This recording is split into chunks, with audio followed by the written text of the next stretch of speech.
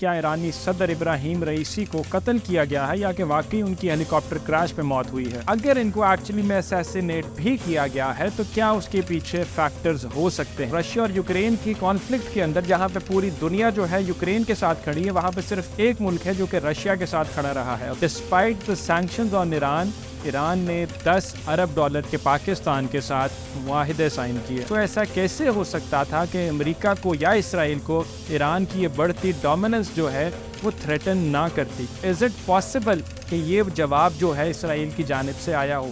بسم اللہ الرحمن الرحیم، السلام علیکم، میں ہوں Ismail Qasim and you watching the blue truth. Pakistan اور دنیا بھر میں بسنے والے مسلمانوں کی زبان پر ایک ہی سوال ہے کہ کیا ایرانی صدر ابراہیم رئیسی کو قتل کیا گیا ہے یا کہ واقعی ان کی ہیلی کاپٹر کریش میں موت ہوئی ہے؟ ابراہیم رئیسی ایرانی سپریم لیڈر آیت اللہ خامنائی کے قریبی ساتھی اور جانشین سمجھے جاتے تھے۔ اس سے قبل قاسم سلیمانی تھے جو کہ آیت اللہ خامنائی کے جانشین تھے اور ان کا بھی لاسٹ ایئر قتل کروا دیا گیا تھا۔ سو دی امپورٹنٹ کوشچن از کہ اگر ان کو ایکچولی میں اسیسینیٹ بھی کیا گیا ہے تو کیا اس کے پیچھے فیکٹرز ہو سکتے ہیں؟ What could be the possible reasons behind it? ان فیکٹرز کی لسٹ تو بہت زیادہ لمبی ہے، لیکن سب سے پہلے ہم ذکر کریں گے حماس کا، جو کہ اسرائیل اور امریکہ کے لیے بہت زیادہ پرابلمٹک بن کر ابھرا ہے۔ حماس نے ایور سنس اکتوبر 7 جو ریزسٹنس شو کی ہے اسرائیل کو، اس کے اندر بہت زیادہ بیکنگ اس کو ایران کی حاصل رہی ہے، اور اس کے اندر ہم نے دیکھا ہے کہ ابراہیم رئیسی نے خاص کر کے بڑھ چڑھ کر ان کو اپنی سپورٹ ظاہر کی ہے۔ اینڈ حماس کی سپورٹ صرف لپ سروس تک محدود نہیں رہی۔ جب اسرائیل نے شام کے اندر ہم نے دیکھا کہ ایران کی ایک فورن ایمبیسی کے اوپر حملہ کیا تھا، تو اس کی ریٹیلیشن کے اندر ایران نے کاؤنٹر اٹیک بھی کیا۔ ایران نے 300 سے زائد ڈرون اٹیکس تھے، 300 سے زائد مسل تھے جو کہ اسرائیل کے اوپر داغے تھے۔ تو ہو سکتا ہے کہ اسرائیل اور امریکہ کو یہ چیز بھی نہ بھائی ہو ابراہیم رئیسی کی پالیسی کی۔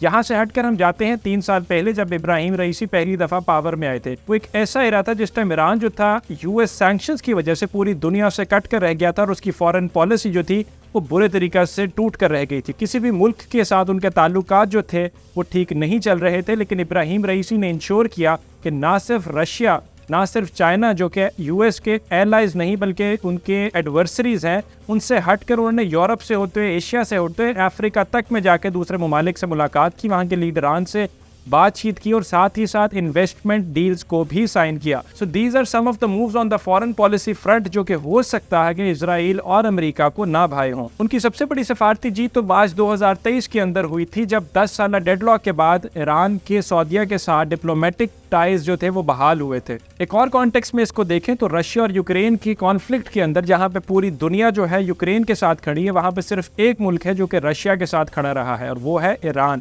ابراہیم رئیسی نے انشور کیا کہ جہاں پہ رشیا جو ہے ان کو اپنی اکنامک مائٹ دے گا، یہ وہاں پہ ان کو ویپنز فراہم کریں گے۔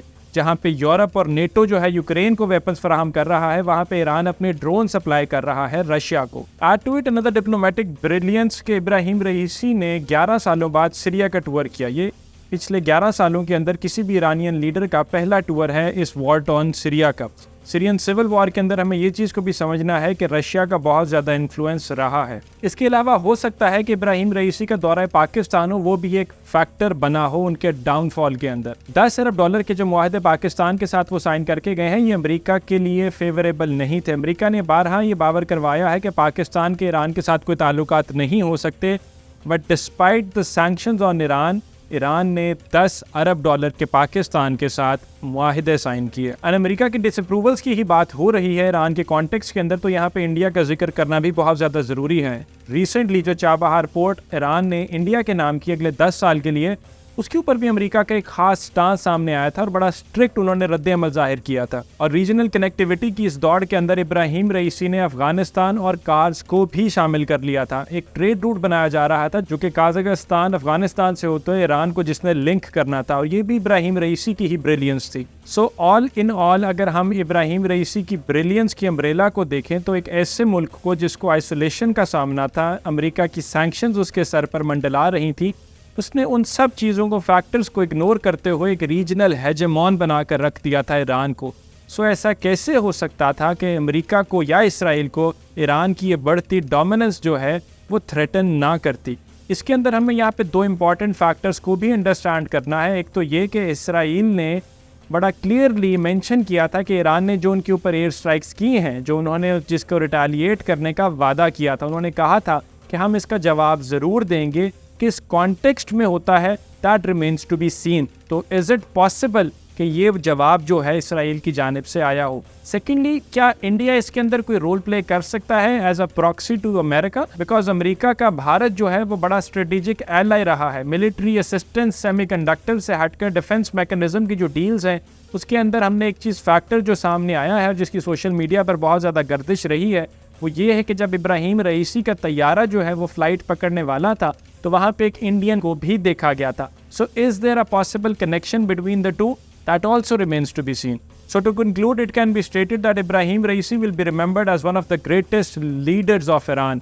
ان کی پالیسیز نے، ان کی فارن پالیسیز نے، ان کی لوکل انٹرنل ڈائنامکس نے نہ صرف پورے خطے کو بلکہ پوری دنیا کو تھریٹن کیا اور ایران کو بڑے لارجر اسپیکٹرم کے اوپر ایک بڑی پاور بنا کر وہ سامنے لائے. ان کی شہادت جو ہے وہ ایک سوالیہ نشان ہے اور اس کے جواب جو ہیں آج نہیں تو کل ضرور مل جائیں گے. This is me Ismail Qasim signing out. Until next time, Allah Hafiz.